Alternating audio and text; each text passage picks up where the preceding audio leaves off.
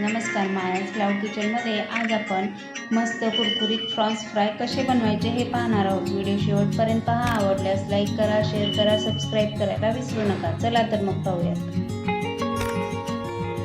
आज आपण Fronx fry कसे बनवायचे हे पाहणार आहोत। त्यासाठी मी इथे अर्धा किलो फ्रॉन्स घेतलेले आहेत, जे स्वच्छ साफ करून धुवून घेतलेले आहेत।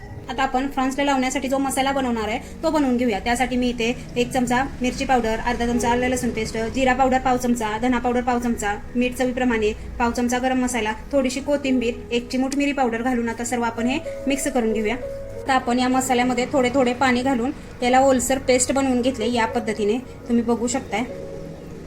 आता आपण फ्रॉन्स मॅरिनेट करायला ठेवून घेऊया। त्यासाठी मी इथे आलं लसूण पेस्ट घालून घेतलेली आहे, 1-1.5 चमचा कोकम आगळ, चवीप्रमाणे मीठ घालून याला व्यवस्थित आपण लावून घेणार आहे। याला 10 मिनिटं आपण असेच झाकून ठेवणार आहे। आता इथे 10 मिनिटं झालेले आहेत।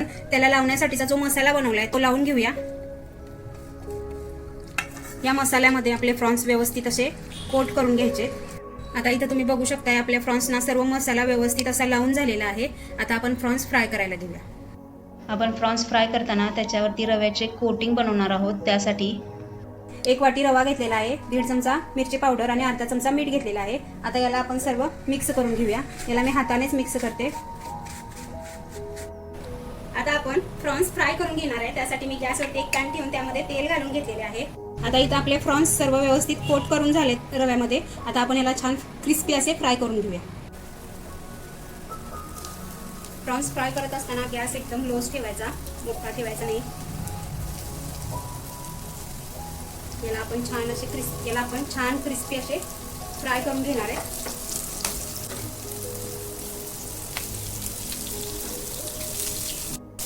आता आपले फ्रॉन्स एक साइडने छान क्रिस्पी फ्राय झालेले आहेत। आता आपण याला व्यवस्थित असे पलटून घेऊया। फ्रॉन्स फ्राय करण्यासाठी 1-1.5 मिनिट असा पुरेसा आहे।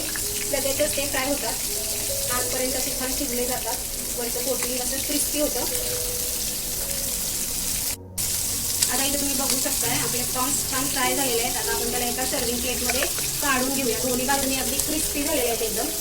आता आपण याला काढून घेऊया। आता याच पद्धतीने मी बाकीचे फ्रॉन्स पण फ्राय करून घेते। इथे तुम्ही बघू शकताय आपले फ्रॉन्स एकदम क्रिस्पी झालेले आहेत। वरचं कोटिंग त्याचं बघा एकदम क्रिस्पी झालेला आहे, आवाज येतोय, तुम्ही बघू शकताय। खाण्यासाठी एकदम तयार आहेत आपले फ्रॉन्स। तुम्ही या पद्धतीने नक्की करून बघा। आपल्या चॅनेलला जर सबस्क्राईब केले नसेल तर लगेच सबस्क्राईब करा आणि नवनवीन रेसिपींच्या व्हिडिओसाठी बेल आयकॉनवर क्लिक करायला विसरू नका।